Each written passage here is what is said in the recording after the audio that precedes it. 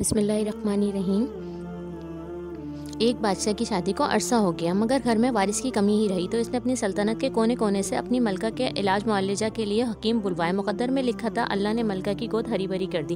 بیٹا پیدا ہوا تو بادشاہ کو دیکھ کر چپ لگ گئی کہ اس کے بیٹے میں ایک پیدائشی معذوری تھی، وہ ایک کان کے ساتھ پیدا ہوا تھا۔ بادشاہ نے اپنے سارے وزیر بلوا بھیجے اور ان سے مشورہ کیا کہ اتنی بڑی سلطنت کی بھاگ دوڑ سنبھالنے کے لیے پیدا ہونے والا یہ ولی عہد جب اپنے آپ کو یوں معذور پائے گا تو احساس محرومی کا شکار ہو جائے گا، کس طرح اس کی اس خامی کو قابو پایا جائے۔ وزیروں نے مشورہ دیا بادشاہ سلامت یہ تو کوئی بات ہی نہیں ہے، اعلان کرا دیا جائے آج سے جو بھی بچہ پیدا ہوگا اس کا ایک کان کاٹ لیا جائے گا۔ شہزادے کے سارے ہجومی اور اس کے سامنے پلنے والی ساری نسل جب ایک کان والی ہوگی تو شہزادے کے دل میں کسی قسم کی محرومی کا احساس ہی پیدا نہیں ہوگا۔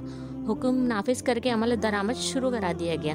اگلے 10 سالوں میں مملکت میں ایک کان والی نسل دیکھنے کو ملی اور لوگ آج عادت اور تخلیق میں رچ بس گئے۔ ایک بار کہیں سے گھومتا پھرتا بھولا بھٹکا ایک نوجوان اس مملکت میں آن بیٹھا۔ لوگ 2 کانوں والا لڑکے کو دیکھ کر بہت حیران ہوئے۔ بچے اس عجیب و خلقت نوجوان کے پیچھے پڑ گئے اور 2 کانوں والا کہہ کر چڑھانے لگے۔ اس نوجوان کو بھی اپنا ایک عجوبہ لگنا شروع ہو گیا۔ اس نے اپنا ایک کان کٹوا دیا۔ کیا ایسا ممکن ہے کہ پوری کی پوری خلقت کی ایسی عقل معذوری بن جائے؟ جی، انسانی تاریخ میں ایسا ہزاروں بار ہو چکا ہے۔ لوگوں کی اس غلط فہمی کو اور ٹیڑھی عقل معذوری کی اصلاح کے لیے تو اللہ سبحانہ تعالیٰ نے بار بار اپنے نبی بھیجے تھے، جیسے سیدنا ابراہیم علیہ السلام کی پوری قوم شرک کی معذوری کا شکار تھی۔ ایک اکیلا ابراہیم علیہ السلام ہی ان کو بہت ہی عجیب دکھائی دیتا تھا۔ سیدنا لوط علیہ السلام کی پوری قوم فطرت کی مخالفت سمت میں چلنے والی تھی۔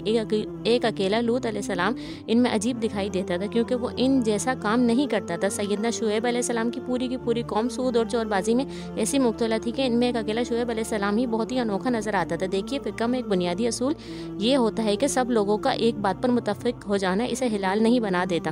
غلط ہمیشہ غلط ہی رہے گا بھلے ساری مخلوق اسے کرنا شروع کر دے، اور صحیح ہمیشہ صحیح رہے گا بھلے مخلوق میں سے کوئی ایک بھی اسے کرنے پر آمادہ ہو۔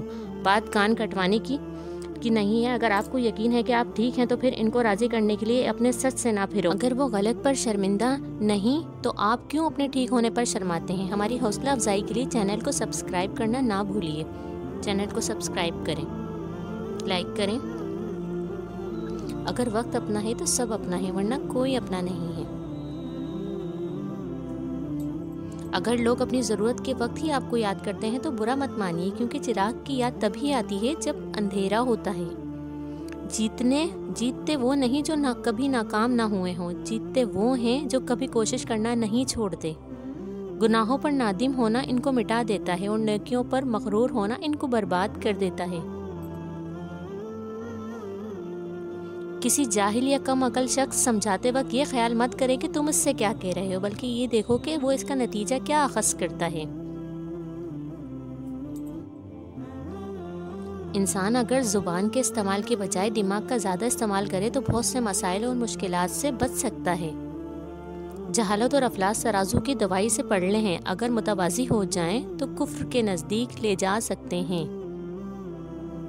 زیادہ عقل مند بننے سے عقل زائل ہو جاتی ہے۔ عقل مند بننا چھوڑ دو، بہت کچھ سیکھ پاؤ گے۔ جسے علم نہیں وہ علم سیکھنے میں شرم نہ کرے۔ تحصیل علم ہر مسئلے کا فریضہ ہے۔ میرے چینل کو سبسکرائب کریں۔